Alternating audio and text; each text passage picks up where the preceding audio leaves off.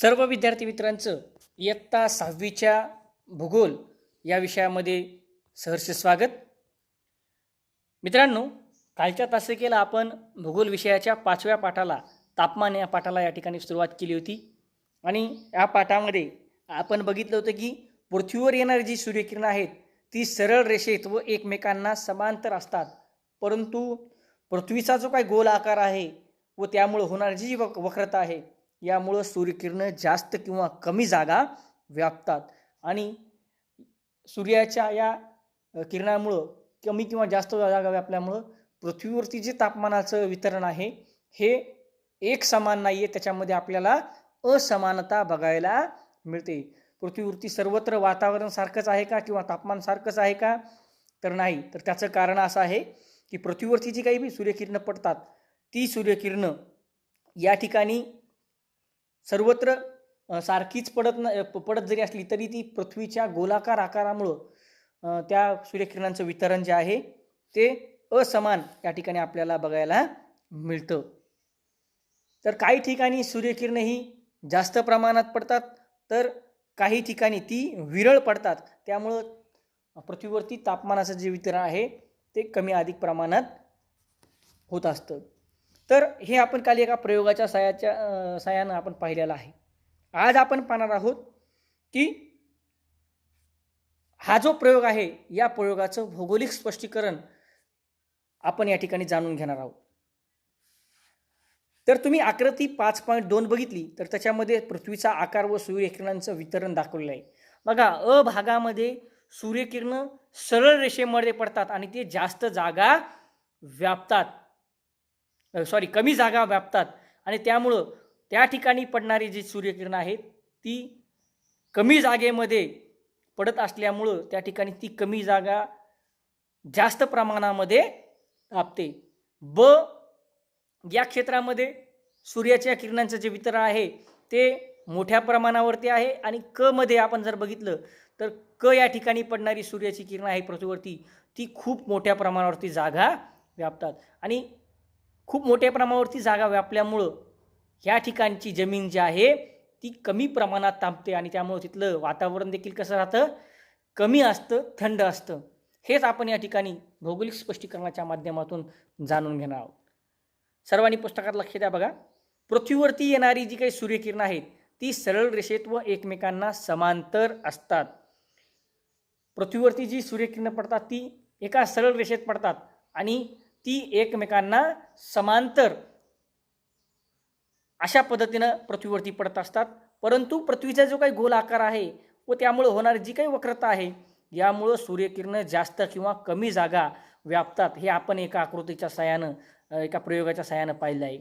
सूर्यापासून पृथ्वीला मिळणाऱ्या उष्णतेचे वितरण त्यामुळं असमान होतं आणि सूर्याच्या जी काही उष्णता आहे ती पृथ्वीवरती पडत असताना काही भागामध्ये ते सूर्यकिरणं जास्त जागा व्यापतात तर काही ठिकाणी सूर्यकिरणं ही जास्त जागा व्यापतात. ज्या ठिकाणी सूर्यकिरणं ही कमी जागा व्यापतात त्या ठिकाणी उष्णता ही मोठ्या प्रमाणावरती असते, तिथं तापमान मोठ्या प्रमाणावर असतं आणि ज्या भागामध्ये सूर्यकिरणं ही विरळ किंवा मोठ्या जागेमध्ये पडतात त्या ठिकाणच्या भागामध्ये तापमान कमी आपल्याला बघायला मिळतं.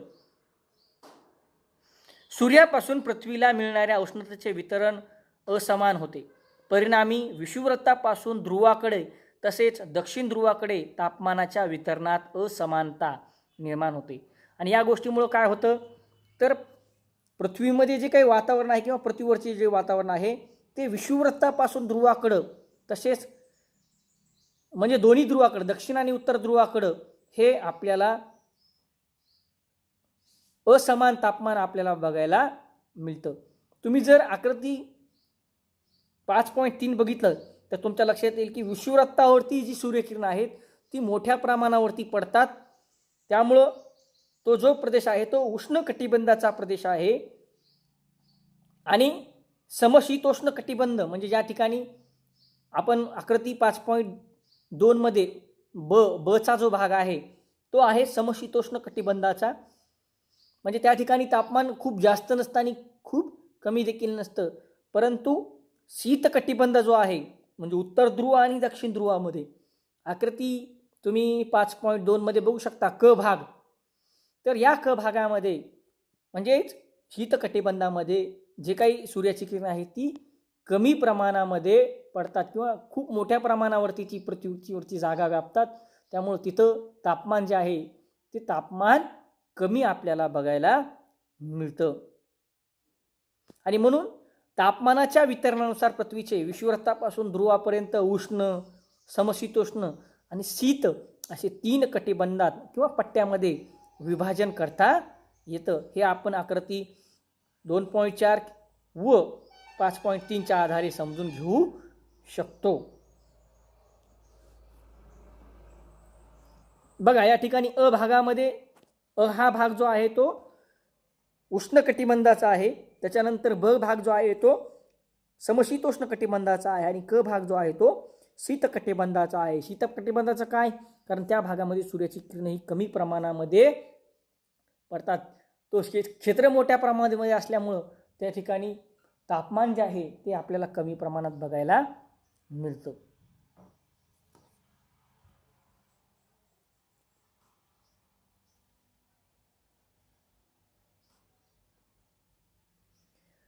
अंशतः या मुख्य कारणाशिवाय पृथ्वीवरील इतर घटकही तापमानाच्या असमान वितरणास कारणीभूत असतात. आता फक्त एवढाच घटक पृथ्वीवरती तापमान असमान असण्याचं कारण आहे का, किंवा पृथ्वीवरती तापमान कमी जास्त असण्याचं कारण आहे का? तर याशिवाय पृथ्वीवरचं जे काही तापमान आहे ते असमान असण्यासाठी इतर अनेक कारणं आहेत. परंतु या ज्या घटकांचा परिणाम आहे तो घटकांचा परिणाम फक्त त्या प्रादेशिक पातळीपुरताच या ठिकाणी मर्यादित असतो. त्या प्रदेशापुरताच तापमानाचा परिणाम त्या ठिकाणी जाणवतो. आता ते घटक कोणकोणते येतं? तर त्याच्यामध्ये समुद्र सानिध्य. आता समुद्र सानिध्याचा भाग कोणत्या जिल्ह्याला, कोणत्या प्रदेशाला, कोणत्या राज्याला येतो यावरून त्या ठिकाणचं तापमान कमी अधिक जास्त प्रमाणात असू शकतं. खंडांतर्गत भाग म्हणजे ज्या ठिकाणी समुद्र किनारपट्टी नाही आहे, मोठ्या प्रमाणामध्ये जमिनीचा भाग आपल्याला बघायला मिळतो किंवा डोंगरदऱ्याचा भाग बघायला मिळतो, त्या भागामध्ये देखील तापमानाचं वितरण हे आपल्याला वेगवेगळ्या पद्धतीचं जाणवतं. समुद्र सपाटीपासूनची जी काही उंची आहे आणि प्राकृतिक रचना या घटकानुसार त्या प्रदेशामधील हवामान जे आहे त्याच्यामध्ये आपल्याला विविधता बघायला मिळते.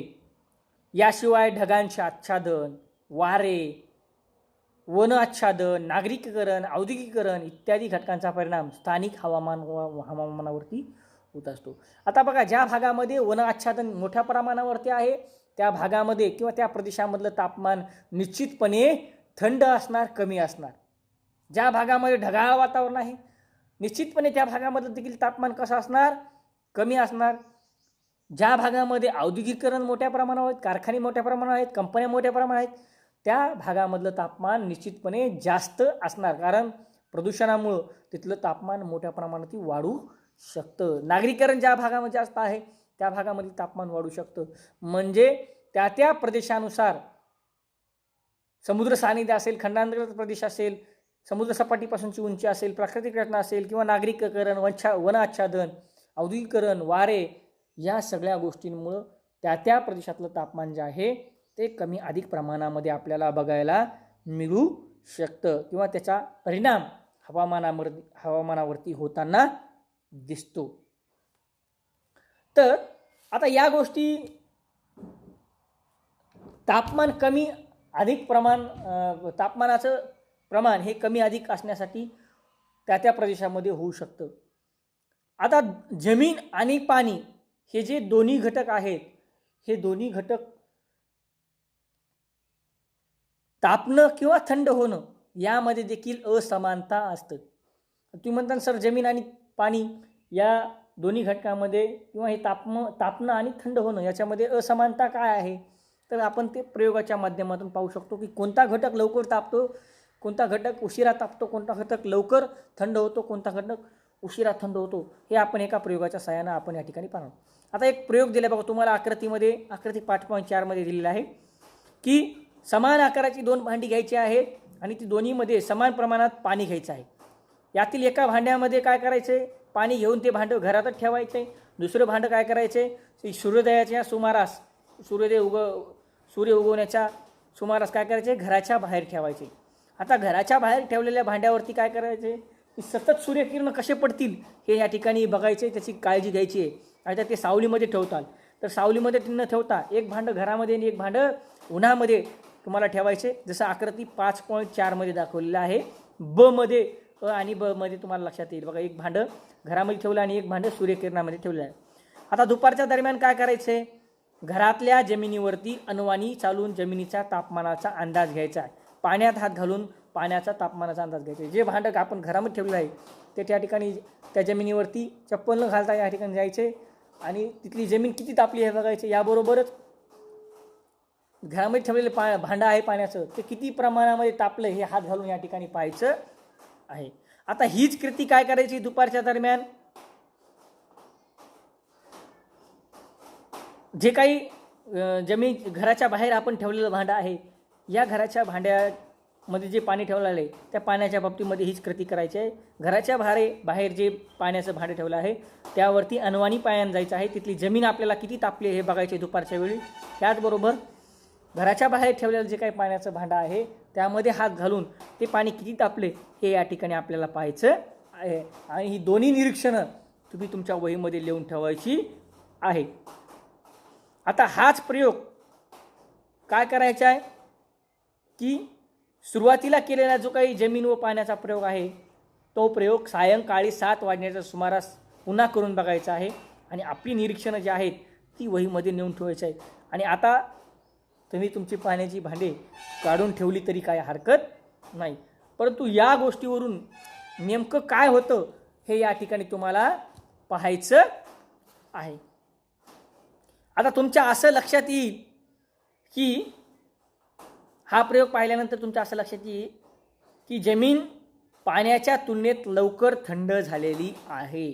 7च्या सुमारास जे तुम्ही निरीक्षण केलंय तेव्हा तुम्हाला लक्षात येईल की जी तापलेली जमीन आहे ती तापलेली जमीन या ठिकाणी पाण्यापेक्षा लवकर थंड झालेली आहे. उन्हात ठेवलेले पाणी मात्र किंचित कोमट राहते. आणि जे उन्हात ठेवलेलं पाणी होतं तुम्ही ते पाणी मात्र थोडंसं कोमट आपल्याला हात घातल्यानंतर लक्षात येईल 7 वाजताच्या निरीक्षणामध्ये. जमीन व पाणी यांच्या तापण्याच्या व थंड होण्याच्या या फरकामुळं जमिनीवरील हवा लवकर तापून लवकर थंड होते, तर पाण्यावरील हवा उशिरा तापून उशिरा थंड होते. या गोष्ट लक्षात येते की जमिनीवरची जी हवा आहे ही जमिनीवरची हवा लवकर तापते आणि ती लवकर थंड होते. ज्या पद्धतीनं जमीन लवकर तापते लवकर थंड होते त्याच पद्धतीनं जमिनीवरची जी हवा आहे ती देखील लवकर तापते आणि लवकर थंड होते. पण पाण्याच्या बाबतीमध्ये आपण जर बघितलं तर पाणी उशिरा तापतं आणि उशिरा थंड होतं. त्याच पद्धतीनं पाण्यावरची जी हवा आहे ती उशिरा तापते आणि ती उशिरा थंड होते. परिणामी समुद्रकिनारी भागामध्ये खंडांतर्गत भागापेक्षा हवेचे तापमान दिवसा कमी असते तर रात्री जास्त असतं.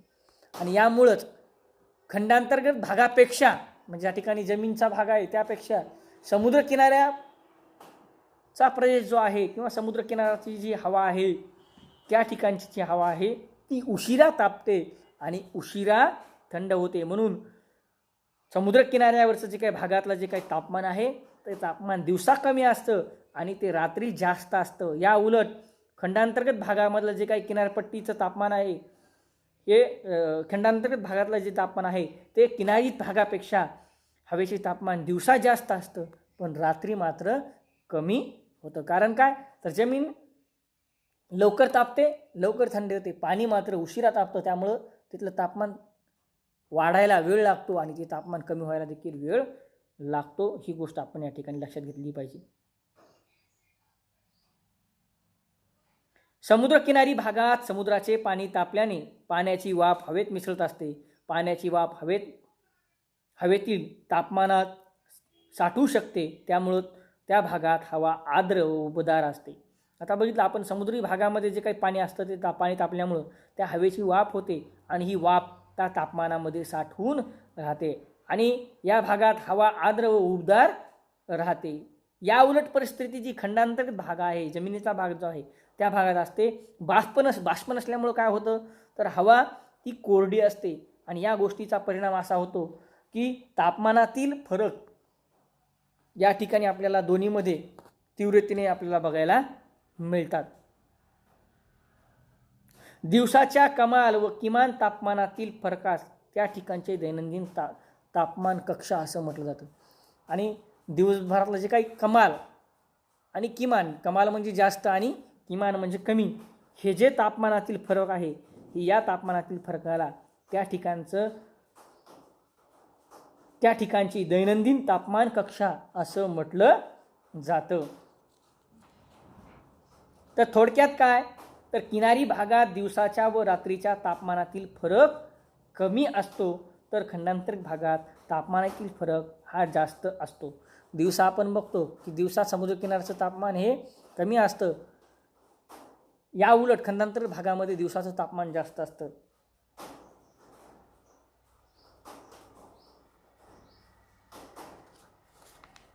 अशा पद्धतीनं आपण या ठिकाणी तापमानामध्ये जे काही, तापमानाच्या फरकामध्ये जे काही असमानता आहे, ही असमानता आपण या आजच्या पाठामध्ये पाहिलेली आहे. की समुद्रकिनारची जी काही हवा आहे ती उशिरा तापते, त्यामुळं ती उशिरा थंड होते. यामुळं दिवसा समुद्रकिनाऱ्याचं तापमान हे कमी असतं आणि रात्री ते जास्त असतं. या उलट खंडांतर्गत भाग जो आहे, तर त्या खंडांतर्गत भागामध्ये दिवसाचं तापमान हे जास्त असतं, कारण हवा त्या ठिकाणची जमीन लवकर तापते, त्यामुळे तिथली हवा देखील लवकर तापते आणि जमीन लवकर थंड झाल्यामुळे तिथली हवा देखील लवकर थंड होते. याच कारणामुळं खंडांतर्गत भागामधलं जे काही तापमान आहे ते दिवसा जास्त असतं, परंतु ते रात्री कमी असतं. हे आपण या ठिकाणी लक्षात घेतलं पाहिजे. या ठिकाणी आपण थांबूया, बाकीचा भाग आपण उद्याच्या तासिकेमध्ये.